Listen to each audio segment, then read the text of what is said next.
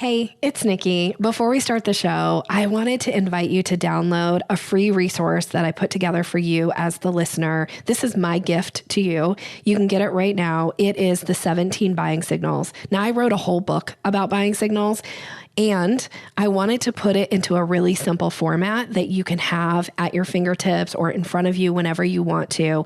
So I took out the 17 buying signals from the book, put them on a simple PDF, also gave you the kind of what to do when you get a buying signal, and explain what a buying signal is. So that PDF is available for you as a listener to go and download right now by going to yoursalesmaven.com/17.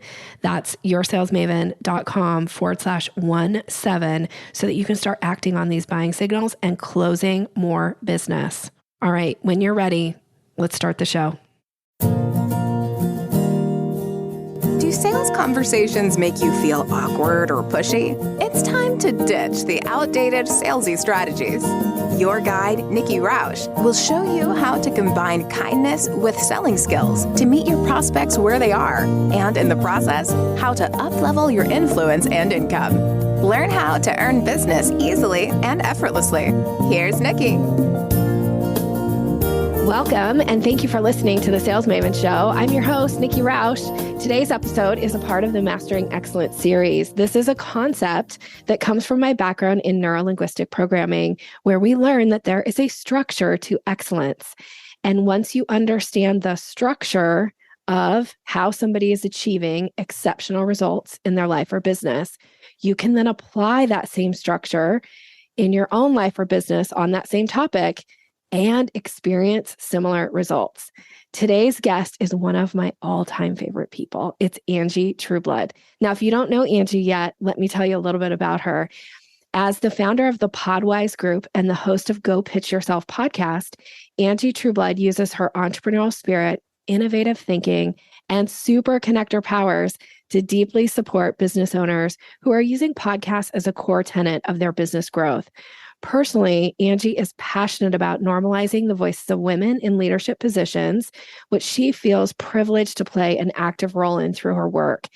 When she's not knee-deep in the podcasting space for work, she can be found spending time with her family and friends in Richmond, Virginia, binging the Smartless podcast, and attempting to develop a love of bourbon, which apparently is a relatively failed effort at this point. Angie, my friend, welcome to the show. Hi, I am so excited to be talking to you, Nikki. I feel like this has been on my, getting you on the podcast has been from the very beginning. As soon as I knew I was going to have guests and do the Mastering Excellence, you were on my list of gets, my people. As a matter of fact, I have you on a list of the top people I want to interview. And it's taken us a while to get here because you're a busy lady. As and I'm are a busy you. lady. Yeah. And sometimes our schedules don't sync up, but I'm so happy you said yes. And I'm excited to dig into the topic. But before we tell everybody what the topic is, I wanted to give some context to our relationship. I don't know if you remember how we met. I do. Of course I do. I remember the big important moments in my life, Nikki, and meeting you was definitely one of them. I feel the same. I don't know if you remember this, but you may, but we'd both been asked to speak at an event in just outside of Chicago in Wisconsin. Yeah. Yeah. Okay. And they had kind of organized something with the speakers of who's coming in when, and most of the speakers flew in a day early, and we had a speaker dinner thing. But before we did that, you were the only speaker who reached out to me before I got there. And you were so gracious in your message. And I knew instantly of I can't wait to meet this lady because she's so gracious. So thank you. I think we were trying to coordinate rides or we were, yeah. Which it didn't work out because we were on different schedules. I was coming from the West Coast. You're kind of coming from the East Coast. So it didn't really work for us to meet up, but I was so excited to meet you. And then I heard you speak. I sat in on your presentation and I did the same for yours. You? Yeah. I didn't remember that you sat in on mine. Yes. But I just remember of all the speakers, and there were some really amazing people there. some clients and some just amazing people that I got to meet, you were the person that I was like, I know I'm going to work with her at some point when I was sitting in the audience listening to you. Yeah. I love making those connections in real life where, this is not the last time that I am going to be with this person. Yeah. Yeah. And then we set up some calls afterwards just to kind of get to know each other a little bit better after the conference. And then I hired you was it 2019?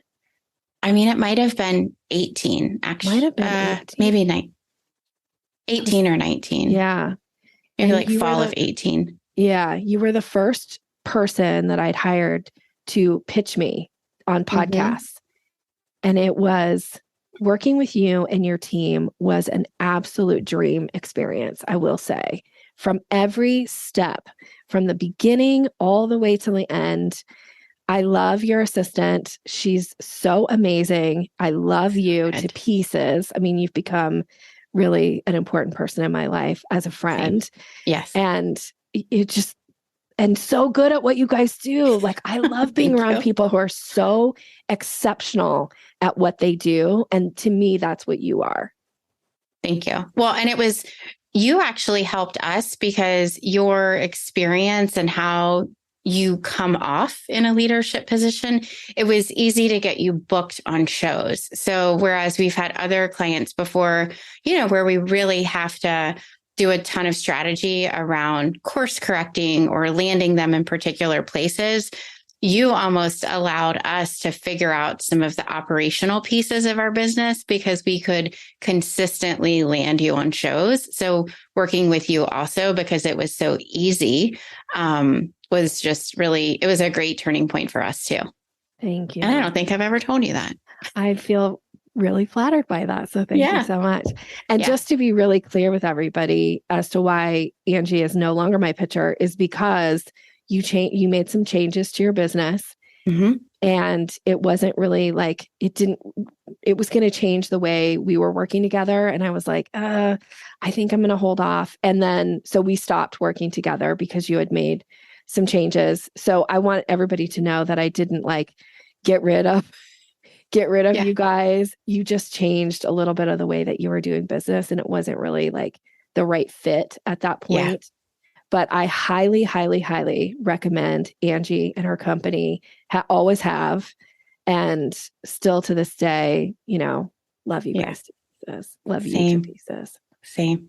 Well, and that's a podcast for another day because we should have a behind the scenes of our businesses podcast because I think in the early years, I mean, we're just up on 5 years. So many things shift and change and shift back. So interesting. Okay. Yeah, for sure. For sure. I know I am now coming up on my 9th year. And when I look back at the things that have changed and what I do now and what I did then, and like who you think you're going to be and who you think your business is going to be, you have no idea at the beginning. Well, and that's why I have a real problem with people pushing the idea of what's your 5-year vision when you're 2 years in. I have no idea. Now I have an idea, but I didn't, when you're trying to pay yourself in the beginning. Just pay your bills, right? Yeah. Like, okay. Can that be the bar? I just want to break even the first couple of years, right? Yeah, it's not easy to grow a business. I always say it's not for the faint of heart, but yet it is the most rewarding thing I've ever done. For sure. Yeah. Okay, so we're going to dig into the topic today. One of the things, and there's a lot of things that I could dig in to with Angie, just for you as the listener, because she's really an exceptional person and she knows a lot and she's very, very good at a lot of things. But one of her superpowers is being a super connector. She is the ultimate super connector. So if you're interested in upping your connector, like quotient or, being really good at it, this is the episode for you because that's what we're going to dive into. I'm so excited. And I'm excited because we uncovered it together. So now I want to learn more about the structure of being a super connector. So pull it all out, Nikki. Okay.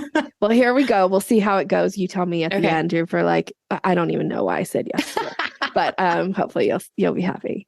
Okay. So my first question is always, if I was going to stand in for you for a day, I get to be you, lucky me, and I have to think and or behave like you when I'm approaching this super connector power or the ability to be a super connector.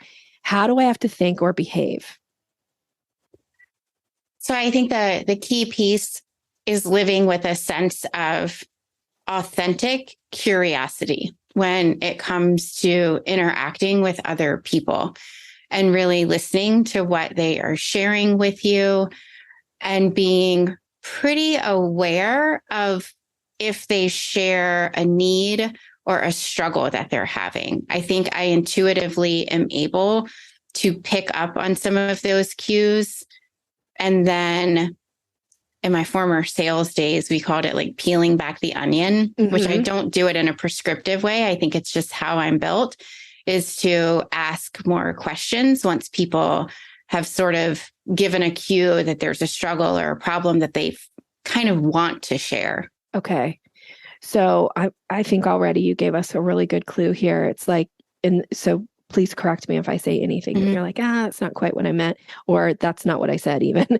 So living with an authentic curiosity when interacting with somebody and looking for or paying attention, listening for what kind of a need or what kind of a struggle do they have right now. Yeah.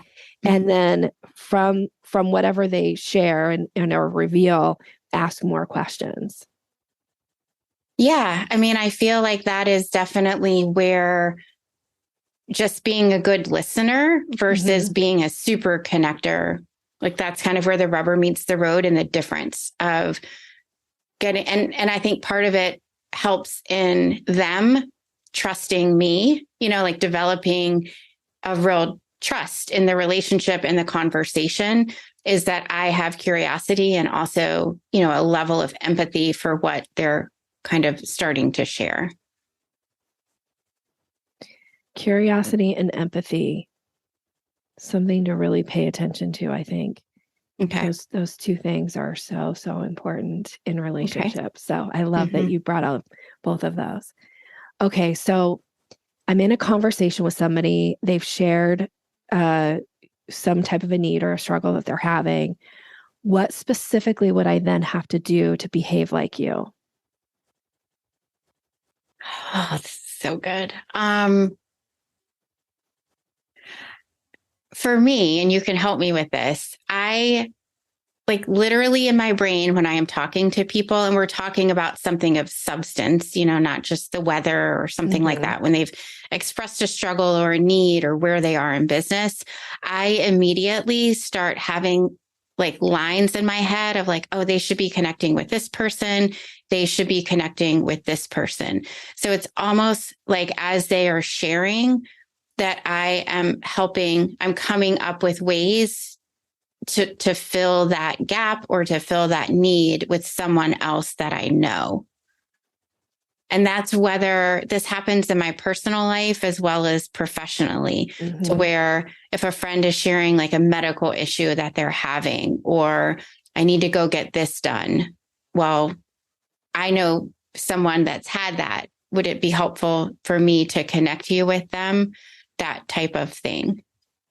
Okay, so I just want to question, when you say you see lines in your head, and you guys, for listening to the podcast, you can't see what she did, but you put your hand up in the air and it was almost like you were seeing, like you were with your fingers kind of like seeing these lines, or you were indicating that there were lines. That's what I really meant to say. Do you actually see them? Do you hear them? Or because you moved, so there was a kinesthetic piece to what you just did. So I'm just checking. So I'm going to think back. This happened like a week ago. I was talking with someone on a mastermind call, and she is partnering with someone who is an editor of one of those local magazines where you sell ad spots. And I know someone locally that does that. And so as she was speaking, I don't know that I'm actually seeing the lines. It's almost, this is what it is. It's like that person, their name is popping up to me. It's almost like she should probably meet Anna, or, it's more of the pop up rather than a line. Okay. I like it. The pop up. Now, for somebody who maybe might have a different experience in order to access being a super connector, the other thing that Angie gave a clue around was that, and again, please, if I say something, Angie, and you're like, that's not what I meant, or that's not what I said, I want you to speak up. But, and this is my interpretation, is she's not looking to try to solve their issue. She's looking to see who can I connect you with, who might be a resource for you. Is that true? Correct. Yes. Yeah. I want to hand the issue off to someone that I know can help them. I don't need to be involved in it. It's like when you and I connect people on our emails when we're doing networking. Yeah. Hey, Susie, meet Angie. Hey, Angie, meet Susie. I'm out. Yep. You guys got this, right? I love making introductions for people. And exactly, like once it's done, I've moved on. I'm doing my own thing. Like you guys take it from there. Yeah. Okay. So this idea of really looking for or accessing who do I know that would be a good connection for them. So showing up with that behavior, that mentality of like, who do I know that would help this person or could be a resource or could connect with this person, that really kind of gets to the heart of the matter, I think, of being a super connector versus I think sometimes, and again, I'm really kind of taking some leaps here in my interview process with you, but it's, I think because I know you so well and I feel like I can do this with you, is you're not looking at it of like, how is this going to serve me? Mm-mm. It's not, what am I going to get out of this? It's like, how can I be of service and just make a connection and then be done? Yeah, it fills me up because I know I'm helping. Yeah. Even in some of the client work that we do, if they're struggling with something and I'm like, oh, I have this in our database, let me just go give it to you.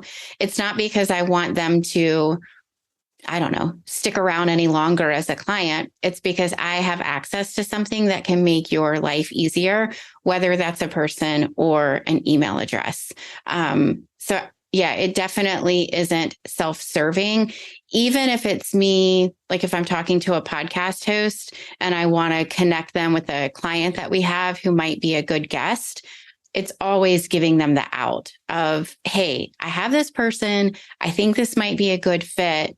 You know, feel free to say no, but I at least want you guys to potentially connect. I did that this morning. Even the host had kind of not even responded to some of our pitch emails, but in my mind, I'm like, they should at least know each other. Like they need to connect and be in each other's world.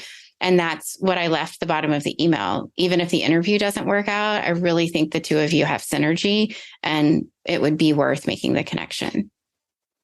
I love that too, that it's really about like, you guys take it from here. There's no attachment on your part.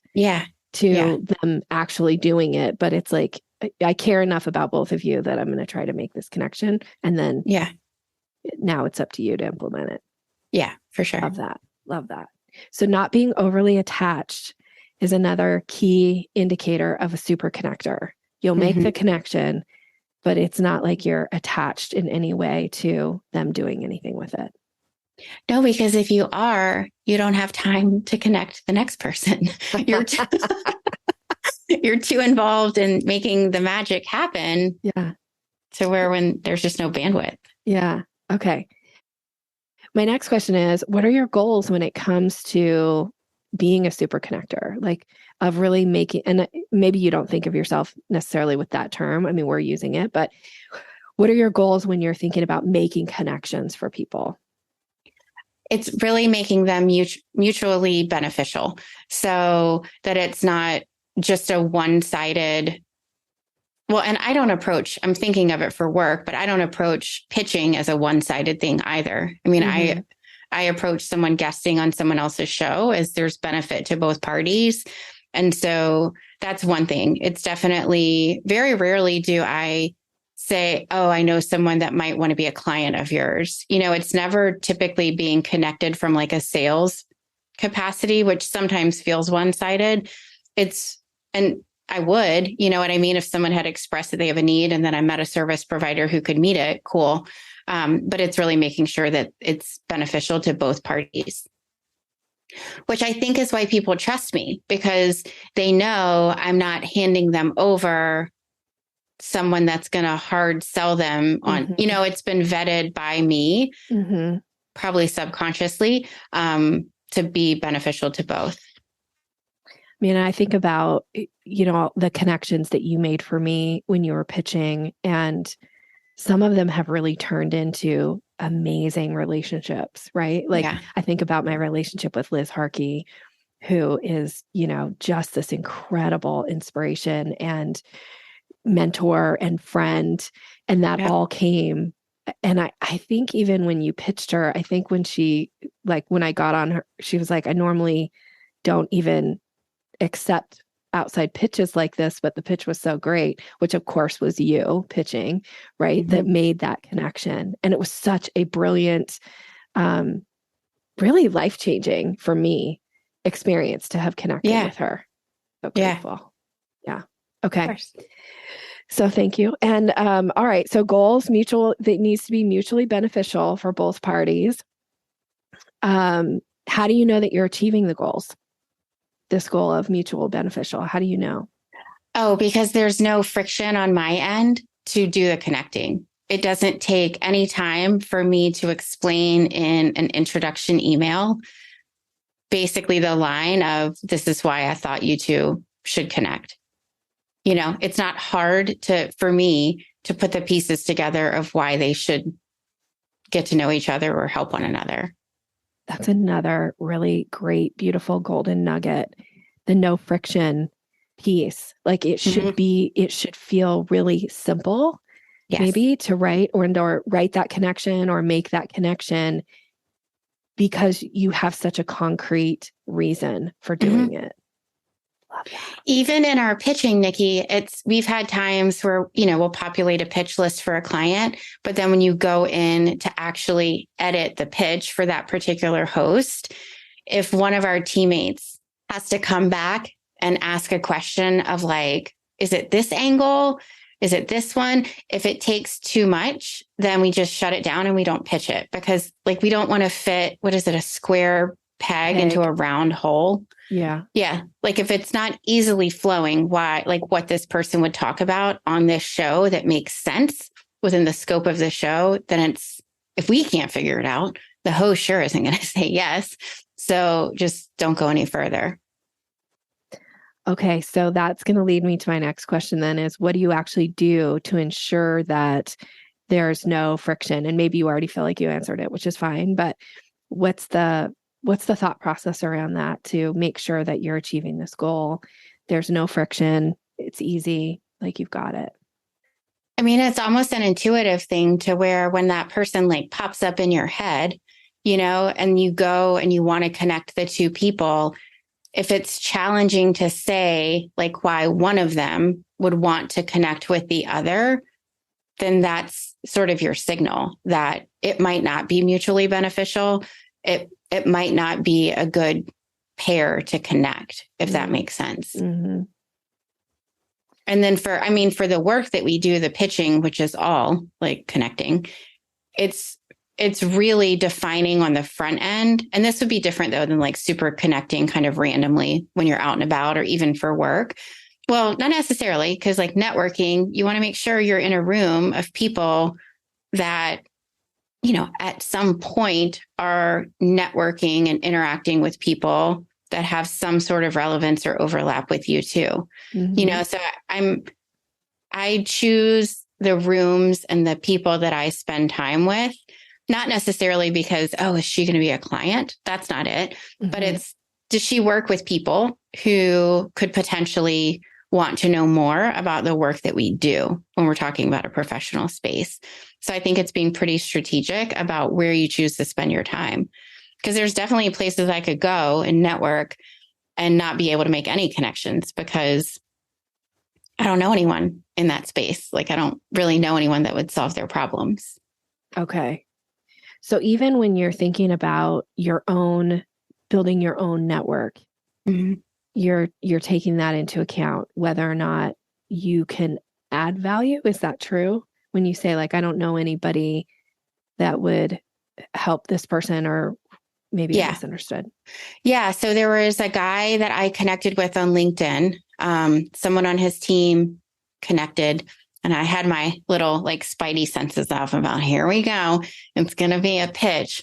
And then she wanted to loop in the owner of the company, and they do some kind of like lead gen, but it's not one of those automated. I mean, it looked like it's humans doing this. And then he immediately wanted to like hop on a call. And I said, cool, but this is, and I said it professionally, however, but basically like, this is not a discovery call to where you think I'm trying to see if I want to hire you, right? Like, I just wanted to level set. What are we getting on the call for? And he was, yes, this is just a networking call. And then I don't have time in my schedule. And I looked yesterday because he like followed up to book the call. And I was poking around his website, and I don't have enough people in my space that would likely be interested in what he is offering right now. And based on who he works with, I don't know that he necessarily has people who would be interested in our work. And so I said, hey, we're onboarding a new employee. I'm just really pushed for time. This would likely be something I could circle back with you in 2023. So it's just not, it doesn't make sense. Like, I don't know what's going to come. I don't anticipate that something productive for both of us would come out of that call. And I'm all for meeting more people. Yeah. And also, none of us have unlimited time in the day. Right. I love that you brought that up too, because thinking about being a super connector for other people, but also thinking about it for yourself, that you really are looking at it and being more strategic in the way that you're deciding who you're going to give time to. Yeah. And I feel like I get a lot of those too, of like, hey, Nikki, I want to pick your brain. That's a no. And then, or I think your clients would benefit from my work. And then when I look at what their work is, and I think either I already know somebody that I recommend for that service, or I don't think this is the right fit for my clients. And if it is, they're going to have to find them a different way. Yeah.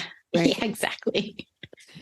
One thing that popped up in my mind, Nikki, if you want to go there, is I also think the piece of being a super connector is you can't really connect people if you don't have like an internal Rolodex of who to connect them with.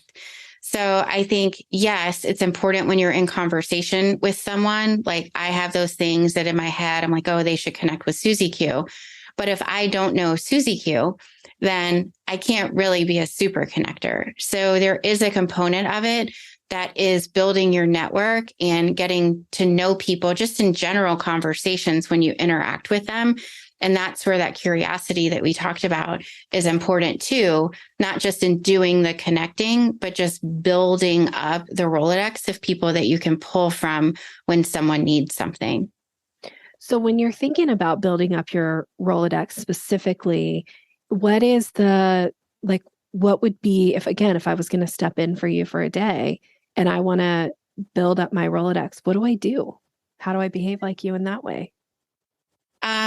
So it's looking for cues again, people that are interested in also getting to know you. So it's that theme is kind of coming up again. It's not one-sided. There needs to be a bit of mutual interest. And then being curious and asking questions so that you almost create like I don't know, you're all of like the brain science-ish stuff. Like, I am not, but I'm picturing like, I have a little file, like I have to have an imprint of who is this person. So I'm thinking there's this one woman and we went to college together, and then we somehow discovered each other at the gym years ago. And there was one moment where she was telling me a story about her family, and we were not best friends, but she started like crying in the gym.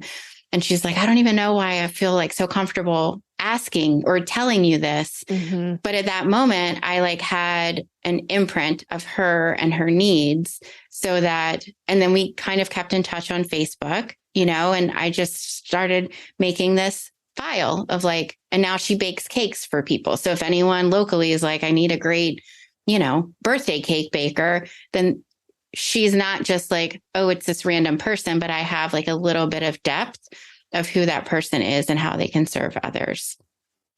I like don't know that what too. you want to do with that. No, I think it's super important too of like, are you really getting to know the person and not just what they do, right? Like not just their title, not just who their clients are, but getting to know a little bit about them so that you feel comfortable then, like now this person sits in my Rolodex. And even though the story that you told about, going to high school and the gym and the having kind of a really like deep conversation with you, but really that's where you now feel comfortable to say, well, she bakes cakes. You need a cake? I know somebody who can help you with cakes, right? Yeah. I love that. Yeah. We got to get to know people.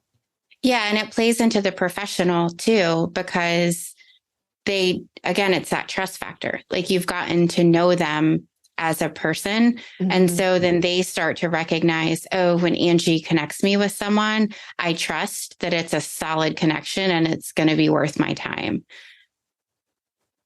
Okay. So that leads me to another thought that I had when I was listening to you talk about this, about being a super connector. Do you have any thoughts around I almost want to say your reputation, right? Because I know if you send me an introduction, like that person is going to get my attention no matter who it is, no matter what they do. If it comes through you, I'm going to pay attention to that because I have that trust with you that you're not going to just send me random people who are going to hard pitch me on this or that or whatever, right? So do you ever think about that when you're making connections of like, will this be a positive reflection on me or could this go off the rails? I don't do it consciously, but I know subconsciously I do. Like I would never, I don't think, this is interesting. I don't think I imprint. I don't think I have them in my internal Rolodex, the people who I think would hard pitch or the people, you know what I mean? Like I think I am interested in networking and connecting with people who see other humans as humans. And if I don't get that vibe, that's just not someone that I would typically be referring out, if that makes sense. Yeah. So they just they don't make it into the Rolodex. No. I love that. Okay. How do you know when to stop? Okay, I did stop. Okay, this is good. I got an email yesterday, someone asking to do podcast promo swaps with us on our podcast and their podcast. And it seemed like this was something they are just taking on as like a Q1 initiative. And we have some swipe files because I've done that with some clients and members. And I started typing, if you need swipe copy, let me know and I can send it over. And then I deleted it because I kept thinking in my mind of, we're already making this connection. Because sometimes connecting and like serving and offering value takes time. And I don't have the time to go and find exactly where that is and likely tweak it to make sense for them to be able to send out to their people. So I dialed it back because the connection is already happening. We've already both said yes. I don't need to take it a step further and make it more work on my end, if I'm being totally honest. Yeah, please. And thank you for sharing that. I think that's an important takeaway too is, and again, please correct me if you feel like I'm putting words in your mouth, but it's like you're willing to give it some time to develop and blossom. You're not trying to like overwater it. It's like I planted a seed. The seed is planted. Yeah. It's looking like it's going to blossom into something, but that doesn't mean I'm going to stand over it with the hose. Yes. Yeah. And it also doesn't mean, I think over the last year, I've gotten much clearer on my skill set and the types of communicating and the types of work that fill me up. And then also the types that drain me, and having to play a heavy hand in follow up or talking and connecting this way is my sweet spot. Mm. And so I'm becoming more cognizant of don't commit to doing some long, email introduction if there's an easier way to do it. Mm-hmm. And so it's really me being more aware of what's the easiest way for me to connect these two people. Love it. Love it. Awesome. All right. Well, this was amazing, as I knew it would be. You are amazing. I'm super interested to hear what the audience thinks and what their takeaways were around this super connector. But before we bring it to a close, I always like to do a little something extra and ask, some of the questions. And I actually don't know these about you, so I'm interested to know. Okay. What would you say is your guilty pleasure? Oh, I like that little catch of I know. your I'm breath like, there. what? So, I mean, I don't know that I have one. I mean, there's like random TV shows, but I don't feel like it's a guilty pleasure. Oh my gosh, maybe I need one. I probably need a guilty pleasure. I feel like maybe I should change this to what is something that brings you pleasure? Oh, definitely like being outdoors, being out. One of the things over COVID, my best friend and I used to joke about, as we would plan little family vacations together. I'm like, I need wide open spaces. I just need to see not a lot of people. I need to see either the ocean or the mountains. And so anytime locally, we have a lot of trails. And 2 weekends ago, we just went out for a family hike, and it brings me a lot of joy and kind of freshness to the world.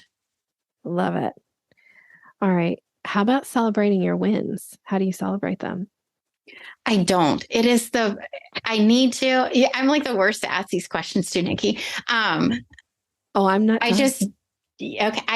don't. And that is something that I have always struggled with in various programs, where people are like, well, go celebrate that or take a minute and just look back. And I don't. So I am open to tips, friend. Voxer me after and give me all the ways. I wouldn't say I'm the best at it. I do make myself do something at the end of the year, though. If I have hit my goal, I usually will invest in a new piece of technology for my business because I love technology. Okay. And so that's just my thing is okay. I'm trying to think of what it was last year. I don't remember what last year's was.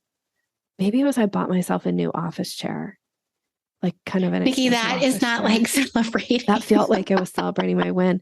And then the year before, I bought myself a really nice, huge 27-inch Apple, Mac. Oh, screen desktop computer that I freaking love. I feel like we could do better with celebrating. Okay, we'll have to brainstorm this. We will Voxer this. Okay, yes. One other question for you. Actually, I have a couple more. What's one thing people would be surprised to learn about you? I wish I had a picture of your face when I'm asking this question. You do. You can put that in the promo. This is not overly personal, but I don't share a whole lot about my family in the online space. But the last couple of years, so I have a son who's 10 and a daughter who's 12. And my son, a little over a year ago, was diagnosed with dyslexia and dysgraphia, which is a challenge, both a language challenge, but also handwriting. And that has kind of not haunted us, but it's been something that we've known for a couple of years, like something is not quite right. And having to kind of advocate and dig into the public school system. And then this crazy woman homeschooled over COVID. Mm-hmm. And then we moved them to a small private school. It's not something that I share about a lot, but it is a big reason that we are looking, I'm looking to grow my business. He's in a different school this year. It's highly specialized for kiddos with dyslexia. And that's a big reason of why we grow and do the work that we do is so that our kiddos have opportunities to be in a place that best suits them. Thank you for sharing that. You're welcome. But it's not easy. So for all the mamas out there who have the kiddos that are, I know what it feels like and having to be on for work and then be in a space where you kind of feel so inadequate. Like to come on and have Nikki Roush be like, "You're amazing. You're so great." And then you're like, why can't we just do this little homework thing together? Oh. And that doesn't take Yeah. away from that you are amazing and you are Thank so you. great. And I love Thank you to you. pieces. I Okay. love you back. What's something exciting going on in your business right now? So I just hired a new employee, and we are really leaning in. It's so funny when you talked about when we stopped working together, we are really leaning into the agency side, like the client side of the business, which I've always kind of hemmed and hawed about. But I've reframed a lot of things in my mind, and this really makes sense for me. I'm super excited. And we're also like stair-stepping our way into supporting clients, not just on the guesting side, but on the hosting side as well. So long-term, we might step into production, but short-term, we are supporting clients that have podcasts, helping them get guests for their show in a strategic way, podcast promo swaps. So we're offering a couple of more innovative things than we have in the past. I love it. Yeah, it's so exciting.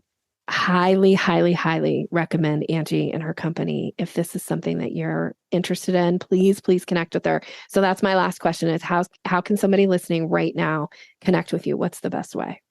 Yeah, so I'm active on LinkedIn. It's the human, it's me. So you can go and connect with me over there at Angie Trueblood. You'll find me over on LinkedIn there. Yeah. And then our website, the Podwise Group with a Z, and you can poke around and get the podcast, go pitch yourself, and then see the services that we offer there. Yeah. So please do that. Connect with Angie. She is absolutely brilliant, amazing. I'm sure you now know after listening to her. Thank you. Okay. Friend, thank you for saying yes. Thank you for being here. I'm so grateful. This was so fun. I appreciate you being willing to dig into this brain of mine. I love the digging part. That's the fun part for me. Yeah. All right. And for you, the listener, thank you so much for being here. Thank you for always showing up and listening to the podcast. It is absolutely a delight for me to hear from you. If you want to share what your takeaway was from today's episode, please tag me and tag Angie on social media so that we get to hear what was your takeaway. And and if I can support you right now in sales, let's connect. It would be my honor to do that. All right. Have a great rest of your day. Take care.